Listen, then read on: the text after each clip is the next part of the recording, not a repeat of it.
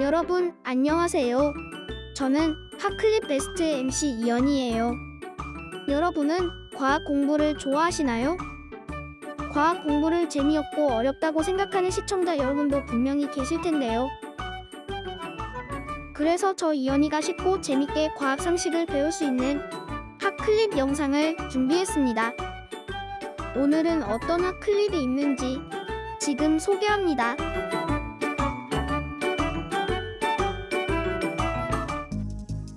최근 뉴스를 장악한 꽤 많은 사건 사고 중 기업 재난이 있습니다. 그리고 이 재난들은 때론 사회에 큰 파장을 일으키기도 하는데요. 여수의 한 화학 공장. 이 기업은 석유 화학 제품을 생산하기 때문에 산업 안전이 더욱 중요시되는 곳입니다. 석유화학은 장치 기반의 산업이기 때문에 메인터넌스를 하려면 밀폐 공간이라든지 화기 작업에 대한 위험성을 많이 컨트롤을 해야 됩니다. 그렇기 때문에 이런 위험성을 최소화해서 안전사고를 예방하기 위한 안전관리 업무를 하고 있습니다.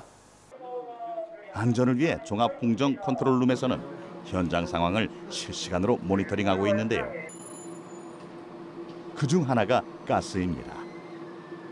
화면에 있는 보시다시피 이 가스 모니터링 시스템은 현장 작업 중에 불안전 환경이 있는지 그것을 계속 감시하고 있는 시스템입니다. 보시다시피 지금 정상적인 작업 장소로서 안전하게 작업하고 있습니다. 가스 상황을 주의 깊게 보고 있는 이유는 오늘 있을 작업 때문입니다. 석유화학 공장의 작업은 위험이 따르는 경우가 많기 때문에 안전에 더욱 주의를 기울여야 하는데요. 그래서 직접 작업을 하는 근로자와 안전을 담당하는 사람이 늘 함께 작업합니다. 오늘 작업이 이루어지는 곳은 질식 위험이 높은 좁은 공간입니다. 안에 넣을 수 있죠. 이거 접어서 넣으면 넣을 수 있죠. 여기서 이 공간에 작업자가 직접 들어가야 하는 거죠. 작업 전 근로자의 안전 확보를 위해 스마트 가스 측정기를 이용하는데요.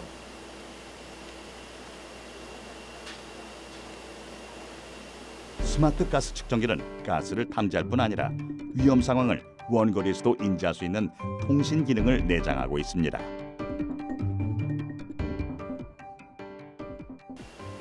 먼저 기기가 안전하게 작동하는지 테스트를 합니다.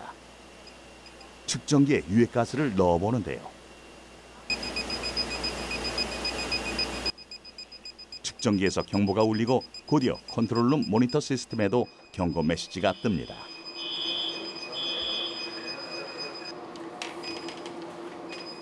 그러면 근무자들이 현장의 위험 상황을 즉시 파악할 수 있고 대처를 할 수 있겠죠. 가스를 이용해서 불안정한 상황을 한번 만들어 보았습니다. 그렇기에 지금 산소 농도가 21% 밑으로 떨어져서 알람이 울리면서 불안정한 작업 환경을 만들면서 작업을 중지하라는 그런 명령을 알려주는 겁니다. 현장의 위험 상황을 실시간으로 파악할 수 있는 시스템으로 근로자의 안전을 지켜낼 수 있는 거죠.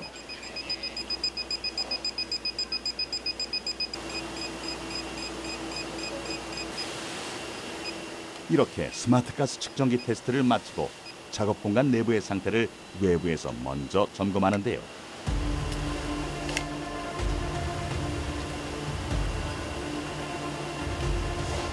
내부에 유해가스가 존재할 경우 근로자가 의식을 잃는 위험한 상황이 발생할 수 있기에 외부에서 먼저 확인이 이루어집니다. 최종적으로 안전 담당자가 내부의 가스 상태를 탐지기로 확인하고 스마트 가스 측정기를 부착하면 비로소 안전 확인 절차가 모두 끝이 나게 됩니다.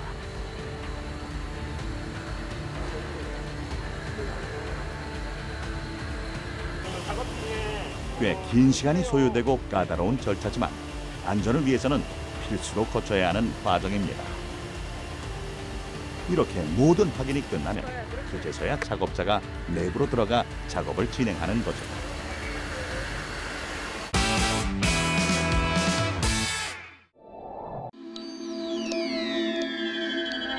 안녕하세요. 예, 반갑습니다. 국립해양박물관 김태만 관장입니다. 오늘 저는 해양 문명과 해양성이라는 데 대해서 한번 여러분들과 말씀 나눠보고 싶습니다. 최근에 한 드라마에서 어떤 변호사가 난관에 봉착하거나 답이 안 나올 때 불현듯 머릿속에 떠오르는 고래가 새로운 어떤 이미지를 전달을 하면서 막혔던 이야기들을 해결해 나갈 수 있는 이런 어떤 그 장면을 여러 번 보여주고 있는데요. 그래서 인간과 고래가 어떤 상관관계를 가지고 있을까? 그래서 많은 시청자들이 궁금증을 가졌을 거라고 생각을 합니다. 그래서 이제 저 역시도 고래에 대한 생각들은 오래전부터 해오고 있는데요. 우리 민족에게 적어도 한 7,000년 전에서 시작을 해서 그 고래가 우리 삶 속에 들어와 있었던 적이 있었습니다. 전 세계적으로 지역마다 암각화라는 벽에 그린 그림들이 보존되어 내려오고 있는데요. 그 중에서도 특히 울산 지역에 반구대 암각화라는 게 있는데 거기에 한 300여 종의 도상이 그려져 있습니다. 그런데 신기하게도 그 도상들 중에서도 해양 생물, 그러니까 고래나 바다 거북이나 이런 거대한 해양 생물들이 무려 한 4분의 1 정도에 해당할 정도로 많이 그려져 있습니다. 그래서 이게 반구대 암각화를 많은 사람들이 이제 연구를 하게 되었는데요. 어떻게 그렇게 많은 해양 생물들이 암각화에 그려져 있을까? 여기에 대형 고래들이 등장을 하는데요. 그 고래들의 형상이 너무 생동적이고 생생해서 지금 바로 우리 옆에서 뛰어다니는 고래처럼 느껴질 정도로 아주 세밀하게 그려져 있습니다. 예를 들어서 이제 북방 긴수염 고래라든지 혹등고래라든지 특히 이제 범고래라든지 귀신고래 이런 것 등등이 아주 선명하게 그려져 있습니다. 1000년 전에 우리 선조들이 고래가 우리 삶 속에 들어있었다는 것을 확인할 수 있었습니다. 그 정도로 고래 친화적인 해양성 DNA를 우리 몸에 지녀왔다는 것을 반증합니다. 네, 이번에는 한국콘텐츠진흥원의 ESG 이야기를 조현래 원장님과 함께 나눠보도록 하겠습니다. 원장님 안녕하십니까? 네, 안녕하십니까. 한국콘텐츠진흥원장 조현래입니다. 네, 반갑습니다. 요즘 전 세계적으로 K 콘텐츠가 크게 인기를 끌고 있는데요. 원장님께서는 그 비결을 무엇이라고 생각하시는지요? K 콘텐츠가 세계인들을 감동시키며 큰 사랑을 받고 있는 것은 콘텐츠 이용자들이 원하는 것을 또 필요로 하는 것을 찾아내 제공하고 있기 때문입니다. 이는 한국 콘텐츠 산업 종사자들이 치열하게 경쟁하고 같은 것을 반복하지 않는 끊임없는 시행착오를 통해 한국뿐만 아니라 세계 이용자의 마음을 얻으려고 노력한 결과라고 보고 있습니다. 이는 모두 한국 콘텐츠 산업에 종사하고 있는 분들의 열정과 노력 덕분이라 할 수 있습니다. 그렇군요. 콘텐츠 산업이 부흥기를 맞고 있는 지금 ESG 가치를 확산시키기 위해 많은 노력을 하고 계신데요. 그 중심이 되고 있는 ESG 경영의 핵심 비전 설명 부탁드리겠습니다.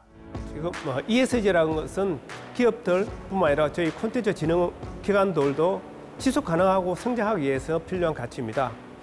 ESG는 환경, 사회적 가치, 그다음에 거버넌스, 회복의 문제를 다루고 있습니다. 이 문제들은 복잡하게 짧은 시간에 해결하기 어려운 것입니다. 그러나 생활 속의 작은 실천과 개선을 통해 꾸준히 이루어 나가야면 아마 이웃, 공동체와 함께 사회적 가치를 만들어 나가는 것이 중요하다고 보고 있습니다. 콘텐츠 분야에서도 이러한 ESG 가치들이 꾸준히 실천되어 나갈 수 있도록 하겠습니다. 한국콘텐츠진흥원은 콘텐츠 산업의 지속 가능 성장을 개념하는 진흥기관으로서 콘텐츠 장르의 친환경 가이드라인을 개발하여 보급하고 콘텐츠 산업의 인권보호, 노동환경 개선을 지원하고 콘텐츠 제작, 항류의 다양성이 확대될 수 있도록 해가겠습니다. 이 외에도 ESG 가치가 반영된 신규 지원 사업들을 지속적으로 발굴하여 추진하도록 하겠습니다. 예. 콘텐츠 산업에서 일자리 창출뿐만 아니라 각 분야에 필요한 인재나 중소기업 양성을 위해 많은 투자를 하고 계신데요. 그 이유 그리고 기대 효과에 대해서 설명 부탁드리겠습니다. 예, 콘텐츠는 기본적으로 창의성과 스토리텔링에 그 가치를 두고 있습니다. 이 창의성과 스토리텔링은 기본적으로 인력, 인재의 바탕을 두고 있습니다. 인재의 양성은 단기에 성과가 나올 수는 없지만 오랫동안 지속적으로 투자하고 기다리면 충분히 큰 사업을 이루어낸다고 보고 있습니다. 특히 콘텐츠 산업은 저희들이 39세 이하 청년 종사자가 근 78% 이상을 차지하고 있습니다. 콘텐츠진흥원에서는 인력 양성을 위해서 창의 인재 동반자 사업, 게임 인재원 사업, 콘텐츠 원 캠퍼스 등 다양한 형태의 인재 양성 사업을 진행하고 있으며 콘텐츠 산업을 창의적으로 이끌어갈 인재들을 업계와 연결하고 있습니다. 콘텐츠 기업, 특히 중소기업과 스타트업들은 글로벌 시장과 또는 투자자와 연결하는 것이 굉장히 중요합니다. 이 중소기업들이 다양한 실험과 도전을 할 수 있도록 제작 지원, 투자 연결, 그다음에 해외 시장에 나가서 프로모션 할 수 있는 다양한 사업들을 추진함으로써 우리 콘텐츠의 중요한 축이 될 수 있도록 지원을 하고 있습니다. 네, 잘 들었습니다. 앞으로도 K 콘텐츠를 통해서 전 세계에 선한 영향력을 전파하는 모습 기대하도록 하겠습니다. 오늘 말씀 잘 들었습니다. 네, 감사합니다. 그래서 이 서비스 시장을 바라봤을 때 거기에 필요한 통신이라든가 5G라든가 이런 ICT 기술은 우리나라가 그동안 5G 종주국이라는 이런 ICT 분야에 있어서는 통신 강국이고 이런 5G의 초연결 기술과 AI의 초진행 기술을 융합하여 드론에다가 적용을 한다고 하면 드론 산업의 확장 및 드론 산업의 구조의 혁신을 주도할 것이라는 기대로 DNA 플러스 드론 플랫폼 기술에 관심들을 갖고 있는데요. 지금의 드론은 촬영을 해서 SD카드에 영상을 모아서 지상에 가지고 와서 밤새 그 도메인 전문가들과 이 한 장 한 장 이게 넘기면서 육안으로 혹은 지상에 별도의 AI 서버를 통해서 분석하는 게 현재 기술이라면 DNA 플러스 드론 플랫폼 기술 기반으로 이러한 실종자 수색을 할 경우에 달라지는 것은 드론이 나르면서 고해상도 영상을 촬영을 한 것을 바로 5G 통신망을 타고 실시간으로 지상으로 전송을 하게 되면 그것을 AI 서버에서는 받자마자 바로 이 받은 영상에서는 실종자가 있는지 없는지를 바로 체크를 하는 그런 형태의 기술 개발이 되겠습니다. 그런데 여기서 중요한 포인트는 그 데이터는 한 번 쓰고 버려지면 안 된다는 것이고 특정 응용에 필요한 AI 모델 같은 거를 다 모아가지고 DNA에서 개발된 기술들을 총체적으로 모아서 DNA 플러스 드론 플랫폼이라는 형태로 해서 전 국민에게 산학연이 모두 사용할 수 있는 형태로 개방한다. 이런 형태의 사업이 되겠습니다. 이 기술을 통해서 5G 기반의 AI 드론 서비스 플랫폼을 개발하고 실제 검증을 하는 그런 과제가 되겠습니다. DNA 플러스 드론과 같은 기술에 유사한 외국의 사례를 살펴보겠습니다. 먼저 유럽의 5G 드론을 보겠습니다. 호라이즌 2020의 프로젝트 중에 하나로 수행하고 있는데 여기서는 주로 그 5G가 드론에 적용했을 때 그게 활용 가능한지를 사례를 발굴하고 검증하는 그런 사업이 되겠습니다. 유럽에서 프로젝트는 5G에 좀 더 국한하고 있다는 측면이고요. DNA 플러스 드론은 빅데이터와 AI를 같이 고민한다는 측면이 조금 차이가 있겠습니다. 나사의 UTM 프로젝트라든가 유럽의 유스페이스 프로젝트는 주로 이런 드론들이 하늘길을 다닐 때 관제를 어떻게 하느냐는 측면의 프로젝트로서 기반 인프라 기술이라고 말씀드릴 수 있습니다. 어떠셨어요? 흥미로운 내용들이 많이 있었나요? 여기서 끝이 아닙니다. 재미있고 알찬 핫클립 베스트 이어서 보겠습니다.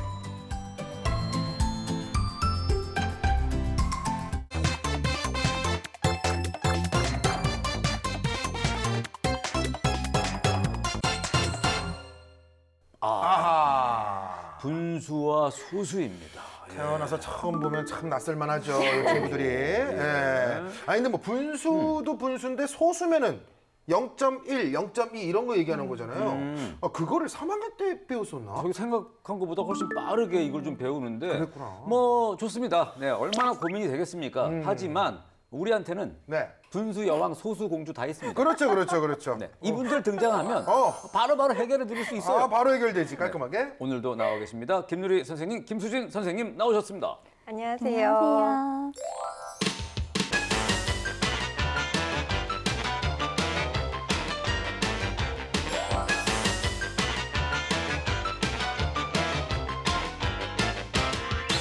아, 선생님, 이 분수와 소수를 이거 함께 이해해야 되는 뭐 이유가 있습니까? 그럼요. 대표적인 예로 올림픽을 보면 네. 1000분의 1초 차이로 승패가 갈립니다. 뭐 이런 얘기 많이 하잖아요. 많이 하지. 분수는 뭐 말로 하지만 기록은 어때요? 뭐 10.954초 이렇게 소수 기록을 하죠.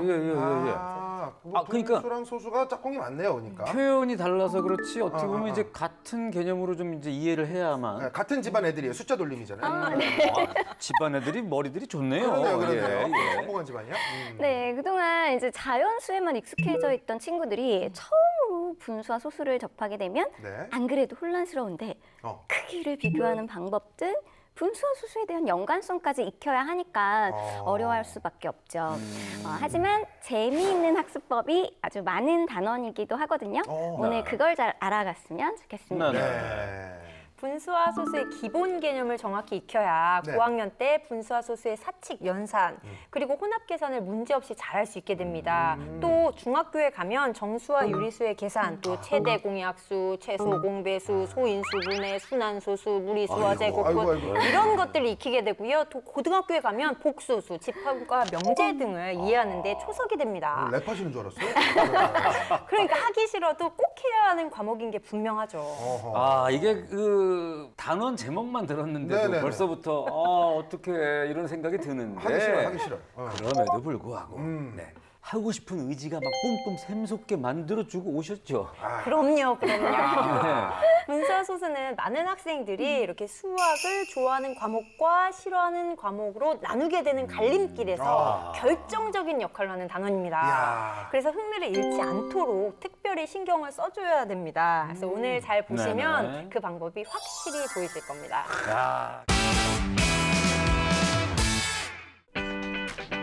서울대 캠퍼스 내에 자리하고 있는 한 스타트업. 이곳은 국내 대학들의 수학 연구를 지원하고 있는 서울 산업수학센터에서 처음 육성한 기업으로 국제 동영암호 연구의 선구자이자 암호학의 대가라 불리는 천정희 교수가 직접 창업한 회사다. 원래 천 교수는 순수 수학 분야인 정수론을 연구해 박사학위를 받았는데 지금은 4차 산업혁명의 핵심 기술 중 하나인 암호 산업에 뛰어들며 사업가로 변신했다. 순수 수학을 연구하던 학자가 스타트업을 창업한 것은 쉽게 유래를 찾아보기 힘든 일인데 천정희 교수는 어떤 계기로 직접 창업에 나서게 된 걸까? 동영암호라는 것이 암호학에서 오래된 문제였습니다. 이를 해결을 하면 데이터의 프라이버시를 보존하면서 데이터를 분석할 수 있는 좋은 기술인데요. 저희가 이 원천 기술을 수학적인 알고리즘만 만드는 걸로 그치지 않고 이를 기반으로 소프트웨어를 만들어서 사람들이 널리 활용할 수 있도록 하는 것이 좋겠다라고 생각을 했었고요. 그래서 저희가 수학자들이 오히려 이제 프로그램을 배워서 이것들을 구현을 해서 프로덕트를 만드는 것이 좋겠다 생각을 하고 스타트업을 만들게 되었습니다. 그가 주목한 동영암호는 데이터를 암호화한 상태에서도 계산할 수 있는 혁신 기술을 말한다. 암호화된 상태에서 계산한 값과 암호화하지 않고 계산한 값이 같다고 해서 동영이란 이름이 붙여졌는데 의료나 인공지능 등 개인정보 규제가 엄격하게 요구되는 분야에서 데이터 유출과 해킹을 막아줄 수 있는 차세대 기술로 주목받고 있다. 이런 동영암호 기술을 산업 분야에 적용하기 위해선 무엇보다 계산 속도를 높이는 것이 중요한데 그동안 이를 기술적으로 풀어내기가 쉽지 않았다. 덧셈과 곱셈뿐 아니라 나눗셈까지 사칙 연산을 모두 가능하게 만드는 것이 어려웠기 때문인데 천정희 교수는 기존의 덧셈과 곱셈에서 한 발짝 더 나아가 반올림이라는 연산을 가능케 함으로써 기존의 계산 시간을 획기적으로 단축하는 데 성공했다.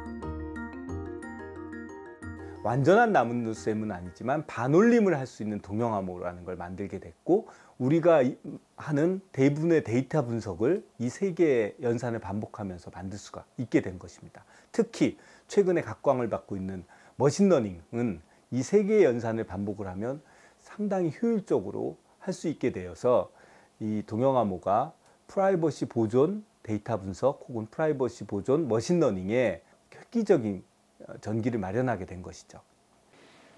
천정희 교수는 이런 동영암호 기술을 통해 우리 생활에 도움이 되는 다양한 서비스를 선보이고 있다.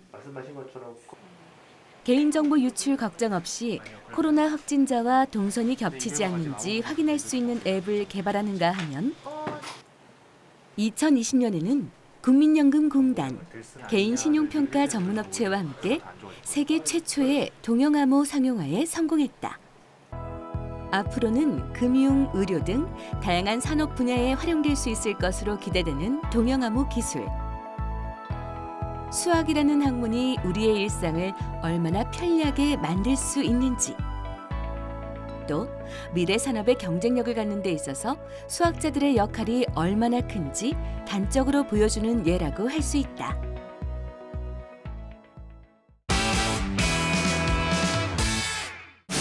두 번째 기술자를 만나기 위해 찾은 곳, 충청북도 청주시.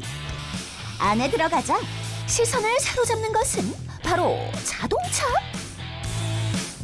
보아하니 오늘의 기술은 혹시 자동차 관련 기술? 예, 안녕하세요. 선생님 지금 뭐 하고 계셨어요? 자동차 범버 보수 조장하고 있었거든요. 사고나 접촉 사고 있으면 스크래치 나고 이런 부분들을 다시 복원해서 깨끗하게 도장을 다시 입히는 일이죠.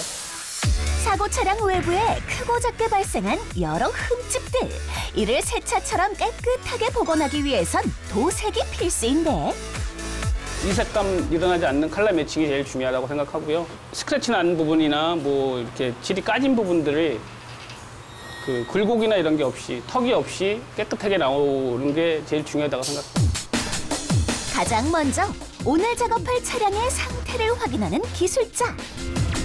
매끈하고 완벽한 도색을 위해서는 차량의 외면을 칠하기 좋은 최적의 상태로 만들어주는 것이 우선.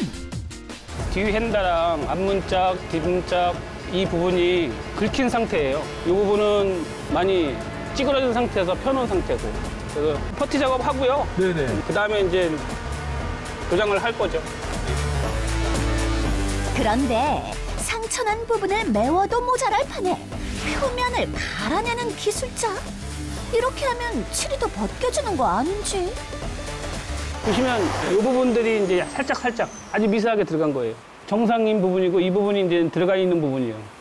그래서 퍼티로 거의 흡사하게 만드는 작업을 하는 거예요. 움푹 들어가고 나온 부분의 단차를 그라인더와 손의 감각으로 갈아내 매끈하게 만들어주고, 흠집 난 틈새를 땜질해 빈틈 사이사이를 메꿔준 뒤 마지막 꼼꼼한 사포질로 차의 원형에 맞는 부드러운 곡선을 잡아준다고.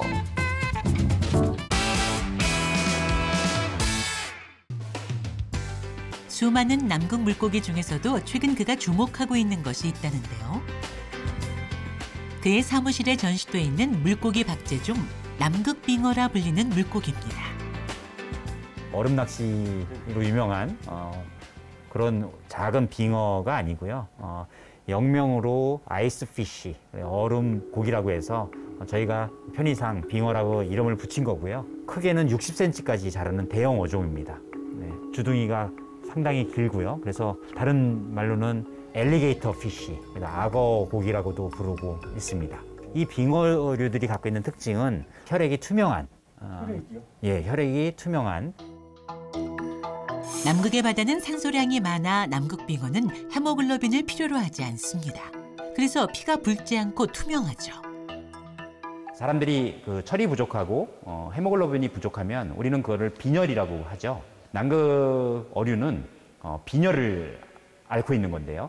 그럼에도 그 오랜 세월 성장하고 생식하고 산란하는데 아무 문제 없이 잘 살고 있거든요. 그래서 저희는 그 점에 주목하고 그 메커니즘을 들여다봄으로써 어쩌면 그 빈혈 치료제 개발에 메커니즘을 밝혀낼 수 있지 않을까 하는 가능성을 엿보고 있습니다. 피는 물보다 진하다는 상식이 통하지 않는 남극 빙어. 그런데 빈혈뿐 아니라 또 다른 병도 앓고 있다는데요. 남극 빙어라고 하는 어종인데요.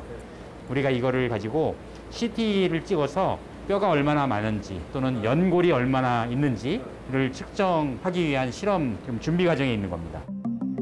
물고기는 인간과 같은 척추 동물이기 때문에 뼈와 관련된 질병을 연구하는 데 좋은 모델이 됩니다. 공교롭게도 남극 어류는 이 불에가 없습니다. 불에. 우리가 불에라고 하면 공기주머니인데요. 거기다 공기를 넣음으로써 힘들이지 않고 쉽게 물고기가 수영을 할 수 있는 건데 그 불에가 없으니까. 불에가 없어 물 위로 떠오르기 어려워지자 뼈를 연골로 바꿔 몸무게를 줄인 건데요. 사람으로 치자면 골다공증이죠. 신기한 것은 이런 질병에도 건강하다는 겁니다. 뿐만 아니라 김진영 박사는 영하의 바다에서도 얼지 않는 물고기의 비밀인 결빙 단백질을 연구했는데요. 남극 빙어의 신비를 풀어낸 연구 결과가 국제학술지에 게재되어 학계의 주목을 받기도 했습니다. 여러분, 핫클립 베스트 재미있게 시청하셨나요? 핫클립 베스트를 통해서도 과학 상식을 배울 수 있다는 것을 알 수 있었습니다. 다음에도 재미있는 과학 상식으로 찾아오겠습니다.